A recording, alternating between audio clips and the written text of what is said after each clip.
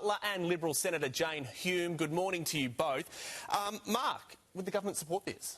Well, we're big supporters of more investment in early learning. We know that 90% of a brain development happens in the first 5 years of life. There's no more crucial time for education than those first 5 years. But my 3-year-old loves spending time with his grandparents. All 3-year-olds do, but it's not the same as the learning experience you get from the local Good Start Centre where my 3-year-old goes. So it's we don't no? support it's this. unlikely. Look, we've got to stop treating early education like it's babysitting. You wouldn't think about this for a grade 1 or a grade 2-year-old or grade 2 in junior primary. A lot of grandparents wouldn't consider it babysitting. They're teaching their children a lot of lessons, and why shouldn't they be eligible for that subsidy? But every interaction with a 3-year-old is learning. It's not the same as the structured learning you get in early education, any more than it is for a grade 1 or 2 at junior primary school. We wouldn't think of giving the parents the money and letting them choose whether or not to send their kid to school. We shouldn't do this either. We've got to stop treating this area like it's babysitting. It's much more important. Jane, will the Coalition look at this idea?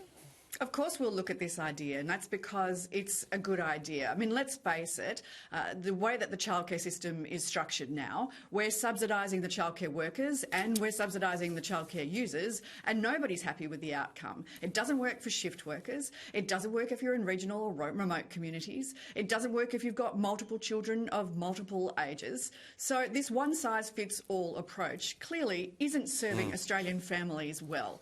Now, I can hear, Mark's cry that, early education is not the same as babysitting. Of course, but I'll lay you odds, Mark, that you didn't necessarily go to a childcare centre when you were young and you turned out okay. I think there are alternatives out there. One size fits all doesn't have to fit everybody. This is worth consideration if we want to effectively spend taxpayers' money and serve Australian families well. Yeah, Mark, you turned out okay. You can bake that compliment, I think. Hey, moving on, Team Aussies has slammed the new redesign of the Bureau of Meteorology website with a News Corp poll of more than 6,000 people showing 91% of people want the old design back. Now, people have called it confusing, terrible and an epic fail, and now we know that it costs more than $4 million to actually change it.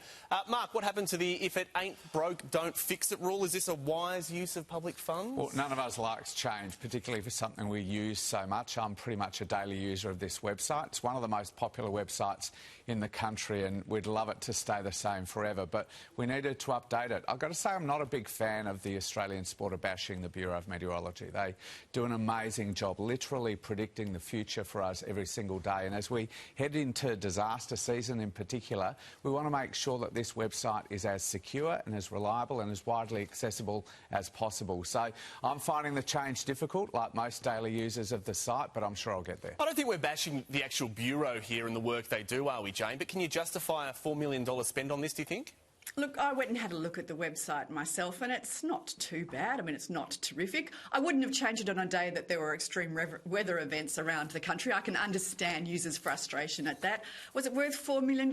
Well, we'll uncover that at estimates when we'll ask the Bureau of Meteorology a few questions, I'm certain. In the meantime, though, we all need to get used to change, and, when your favourite website changes, it's always frustrating. It'll take a little time. Yeah, all right. Finally, team, the PM has arrived home from his week in the United States, keeping it casual, Elbow was, ditching the suit and tie in favour of a Joy Division T-shirt. Of course, the band there. The opposition leader has faced internal turmoil, however, with some of her own backbenchers resisting calls to sack Kevin Rudd as the ambassador. Now, Jane, you were one of those backbenchers who publicly disagreed with leader Susan Lee. Is it a good look for the coalition? To be honest, taking a swing at Kevin Rudd this week was pretty easy. The media did it too because, let's face it, the President made a complete goose of him during that meeting. But Susan Lee's been pretty consistent on this. By all reports, he apologised off camera, though, he did, and it was all kind of smoothed over. Exactly right. We found that out afterwards. But Susan Lee's been really clear. We should be constructive where we can and critical where we must. And I didn't think it was necessary to be critical over this critical minerals deal because it's a good deal for Australia and we should acknowledge the good work where it's done. Now, I'm no fan of Kevin Rudd. Don't get me wrong. Don't get me wrong. But he did a good job on this and that should be acknowledged. Oh, there you go. Mark, if the PM's go-to shirt is Joy Division, do you have your own rock band T-shirt that we could perhaps be seeing you wear? Yeah, no No, not really, not really. I mean, Joy Division's a bit before my time. That whole post-punk era is all a bit grim, I find. So, you know, I love my Prime Minister. I respect him deeply. I don't share his music taste. You don't share his Maybe, taste. what do you reckon? Maybe like a Wham! Choose Life T-shirt for you, I Mark? can see you in that, Jane. I'll do it if you do it. All right, thank you, team. Talk soon. Here's Eddie. Australia